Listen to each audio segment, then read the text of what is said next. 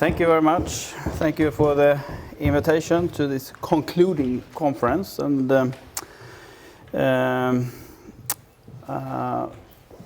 we want to special thank Björn, partner, yeah, and the former director Jesper Olsson, been great support, and you've been really. What should I say, patient, because we are quite delayed in our to report back to you, and that was because of the very dry summer last summer, and we couldn't lit the fires. We couldn't work as we were planned, and there was a fire ban also. So, but thank you. We are both visual artists, and with our own practices. But since a few years, we have been collaborating in 2 projects, you can say, and concerning nature, culture, and environmental issues. But the starting point for our collaboration was that we had both summer house near the nuclear power plant Forsmark in Uppland, in the middle of Sweden, for you not from Sweden. And so we both shared the experience, basically living next to a nuclear power plant. And our collaboration, like you said, we have resulted in 2 artist books and a series of artistic activities connected to the books and the themes in the books. And those artist books are disguised as cooking books.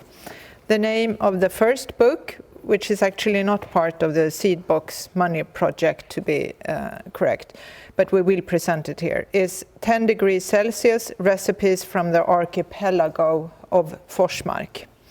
And then within the Seedbox program, the title of our project is The Final Repository, a Macroscopic Exploration. Det vill säga slutförvaret, en makroskopisk undersökning. And the book we made just now is seen here on display, and it's called Fire Pits and Other Activities in the Woods of Forsmark. Thus, the site of the 2 books is Forsmark. And this is where a nuclear power plant is situated on the brim of the sea, as you can see on the map. And for this second book, the physical starting point is an area southeast of the actual power plant, where a future and also final repository for the spent nuclear fuel will be constructed underground. And the presented solutions are questioned in Sweden today, but the plan is from the authorities to make the decision on if this is going to be built and how the solution will be. This decision will be made shortly in a few years' time. We present both books here, and we conclude the presentations outside by serving you a taste from this book. But first, we want to share a few individual reflections, this giving a background to our joint work. So this is a picture of, ordinary Swedish forest. And the site of the 2 cookbooks is actually the site of my childhood. My father was a forestry engineer, and this for me meant being part of a close professional and social network consisting of other forestry engineers and their families. Leisure time was spent outdoors, hunting in this group, fishing crayfish in the streams owned by the forestry company where everyone was employed, eating by campfires in the woods owned by the forestry company. And then this company was the Korsnäs Marma AB. And I frequently followed my father on his work when working, visiting and inspecting forests. And he was the forestry manager at Korsnäs Malm AB, and now it's called Billerud Korsnäs. And I'm sorry for this blurry picture, but this is the logo, as you can still distinguish, I guess. And he was the forestry manager of the woods in northern Uppland, and including the area around Forsmark. And he was most likely involved with or informed in the processes leading up to the building of the nuclear power plant of Forsmark. And this is how the environment, what it looks like up there. This is the bay just north of Forsmark. The sea is shallow, and the land in this area is mostly covered with forests. And these forests are industrial forests, and in that way they are typical for Sweden. And the shown pictures are from my father's archive. In this area around Forsmark, it's not untypical for Sweden. There is a strong history of extracting resources and contamination of land and sea. The fish bears toxins from the paper mill factories around the coast.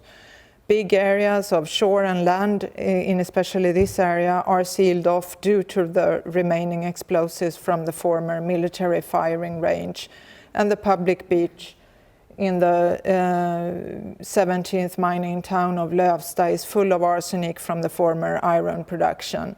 And yet again, the forests are constantly harvested, today for biofuel, in the 60s for paper products, and in the 16th century providing fuel for the mining industry. And this is also a picture from my father's archive. It's a clear cutting as it looked then, but can still look today. And to be a forest manager meant simply being in charge of growing of trees and cutting them down. And in the 60s, it also meant bringing new and more effective, quite dramatically more effective techniques to the forests, like the machines you saw on the former pictures. And this picture is, I've got numerous of those. It's a small plant, as you can see, and then there is a paper behind it, so you can distinguish the size of it. And it's A4 paper. Yeah, it's an A4 paper. So these pictures tell us a story of construction of nature.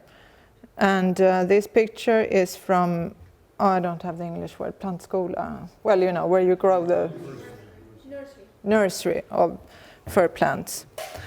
So in Sweden, I just say a few things about the forests of Sweden. They are monocultural. They are cultured woods with mostly fir and pine. Everything outside of protected areas like reserves and stuff is harvested today. And this is a truth which is often hidden in statistics when informing about how much forest we have in Sweden. And younger forest is harvested today to a greater extent for biofuel.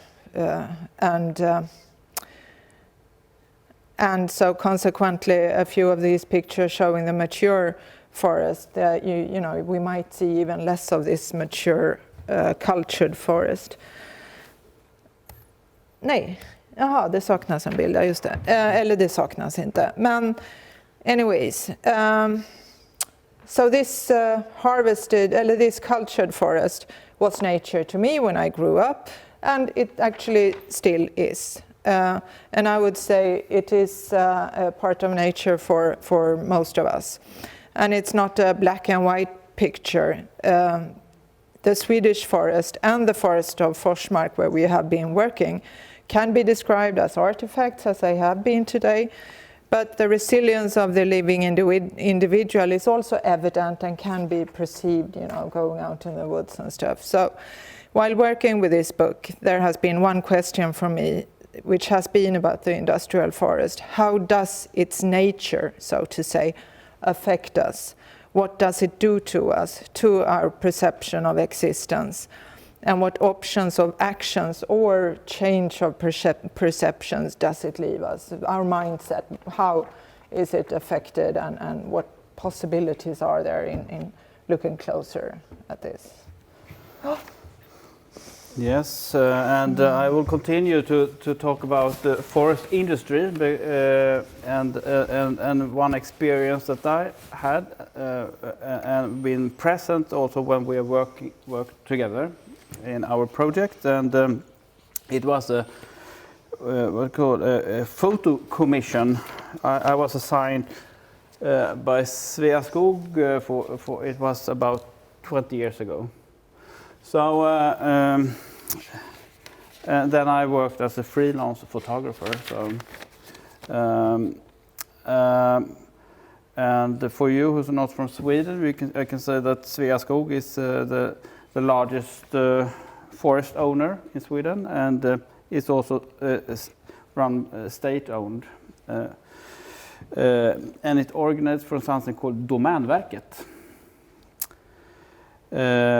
It was a kind of governmental institution company that during the last century managed the state-owned forest in Sweden, Domänverket.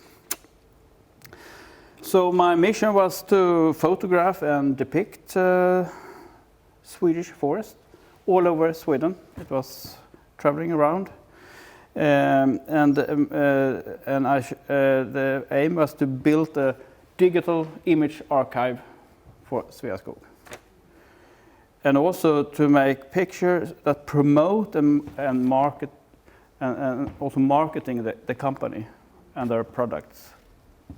And one of the products is like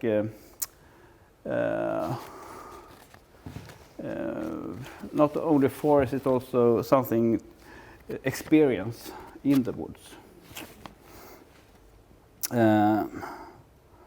So this is and one thing that I photographed a lot was something called ecoparker, eco parks in English.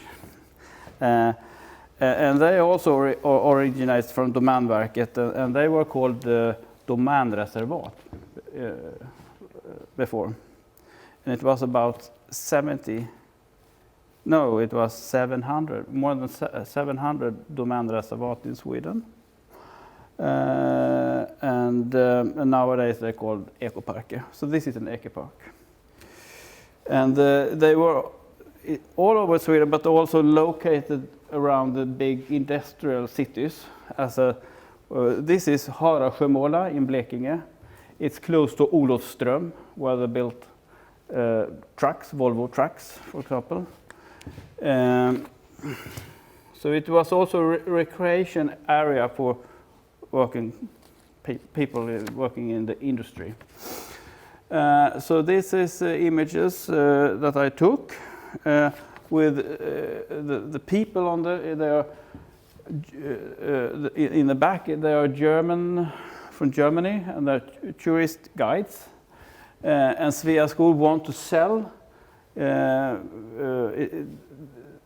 what they're selling. A natural experience with Sveaskog is it called, the thing they're selling for tourists in Germany. So they're fishing here, and what was striking for me was that, particularly this place, you see the stream here. It's completely artificial. The water is going down and it's pumped up again and it's going around. So it was a very strange place. This was new for me, and the fish also is what's a breed fish, farmed fish. So this is looks very nice, and I was thinking about Daniel, your talk about artificial nature, and I think this was really artificial all over. But also, I mean, it's nice pictures and so on. It looks good. And here is the fish cooking. And here is another area from, it's called Malenbo Klokt, just outside Västerås. Also a big industrial city. And here is a fishing farm. So you can go here, you can rent a lake. This was new for me also. You rent a lake and you buy amount of fish, like 5 or 10 kilo fish. So they put in the fish in the evening, here in the fish, and then you fish it up in the morning. So that was new for me. Yeah, what to say? I thought it was, I would say, stage nature in some way. It's like it's not for real. So and we can discuss that later. But it is an interesting example, I think. And this brings us to Forsmark again, and Biotestsjön. Here is an aerial photo. You see the nuclear power plant here on the side. But in the middle of the image, there is something called Biotest Lake, the Biotest Lake.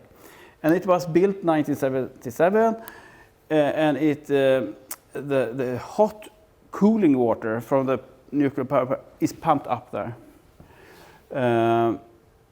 Yeah, maybe. So to build the lake, the natural islands was used, and then they put land masses from the building of the power plant between the islands. And it's a closed environment, but it does have a connection with the sea outside. But the fish inside of this lake is affected, and there is research going on since the power plant was built. So the fish is affected, it gets bigger, and it has faster metabolism. The heart grows smaller, but it beats faster, and so on. Mm-hmm. And yes, so I think we are a little bit out of time, maybe. We started a little bit later, or? Okay, yeah.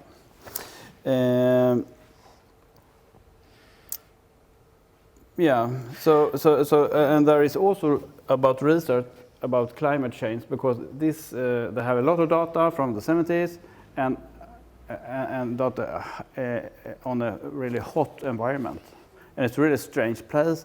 The spring is coming earlier also and there is a lot of birds because there is a lot of fish and so on. So it's also constructed. And then the water is contained in this lake, but it does get out to surrounding waters. And local fishermen, they testify that the patterns of the hearing are changed since the building of this. But I don't think there is any research on that. This is the outlet to the sea. And this is the first book then we made together. And it's recipes. All the fish in the book is hauled out of the cooling waters of Forsmark. And making the book was an experience for us in a way, doing the cooking and creating the recipes and of course also documenting the cooking as we have done in the book. What was I going to say?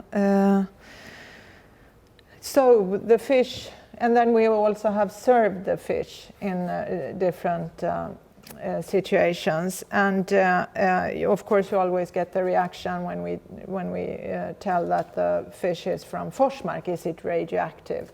But it's not. But it works very well as a way to deepening discussions and we hope understandings of the complex issues surrounding you confront the question power. with your body instead Right. of your mind, maybe. So this is the book. And they, So I forgot to mention that the water is 10 degrees. yeah, we forgot that. oh, we did. We that's are the in a major hurry, you thing. know. That's the title of the book, 10 degree. And the cooling water is 10 degrees warmer than the surrounding water in the Baltic.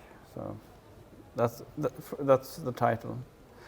Yeah. So we just mentioned just briefly about our method.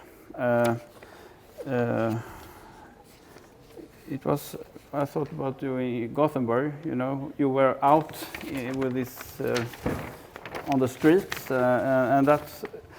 We've been also worked. We use a book format to reach out, and as an artistic tools. The book was received, reviewed in art reviews also in Dagens Nyheter, for example, but also in local media around the area. Forsmark, more a reportage, and it was also sold in the local stores as well as in museum shops in Gothenburg, for example. And it's not like it's a perfectly functioning cookbook, right? Yeah. So it's not like a play, or it's not. So that we use books in some way to reach out and meet other audiences that we usually meet. So.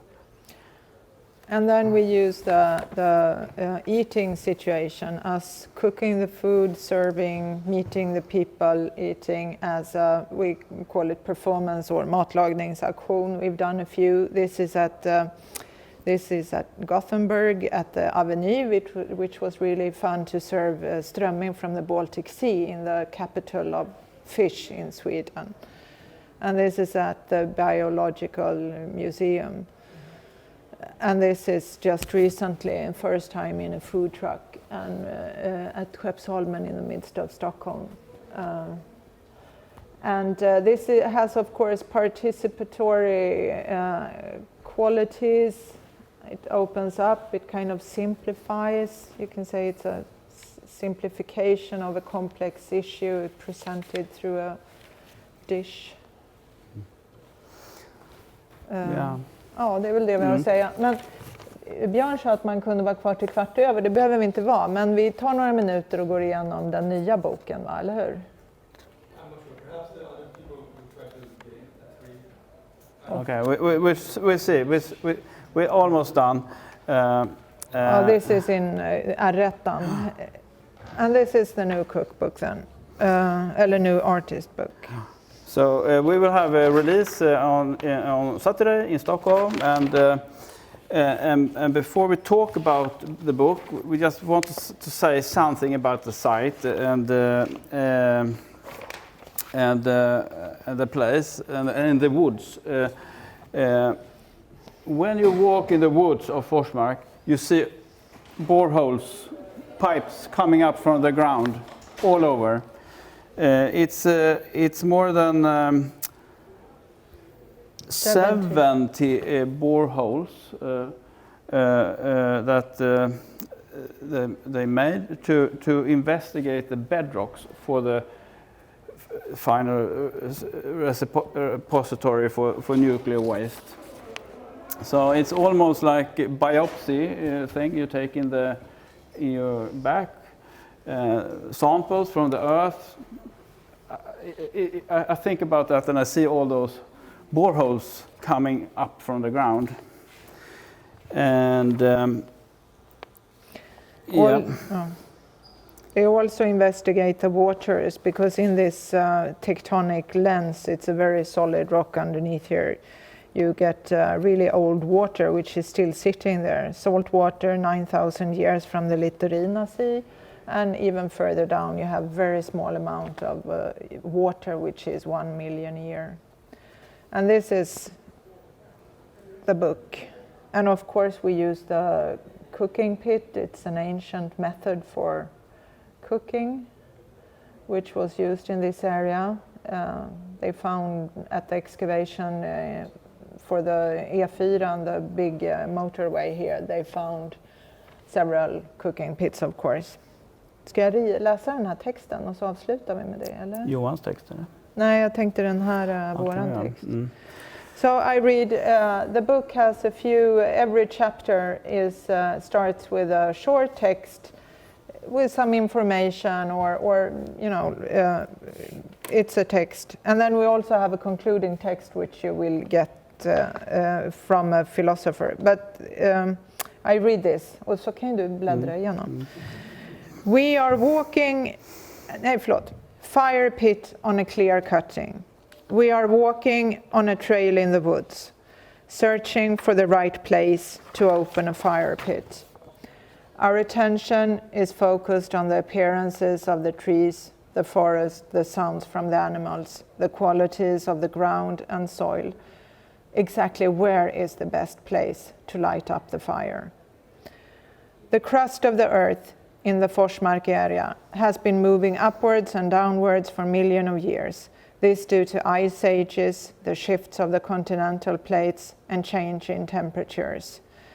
In this shifting crust of the earth, a very dense and solid bedrock is created, in geological terminology, a tectonic lens.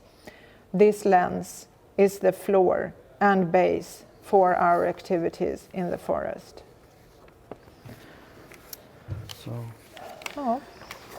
So now we will serve some a recipe from the book outside, and there is also some books. Grab your jackets, and I think I suggest we move out with that door out there. Yeah.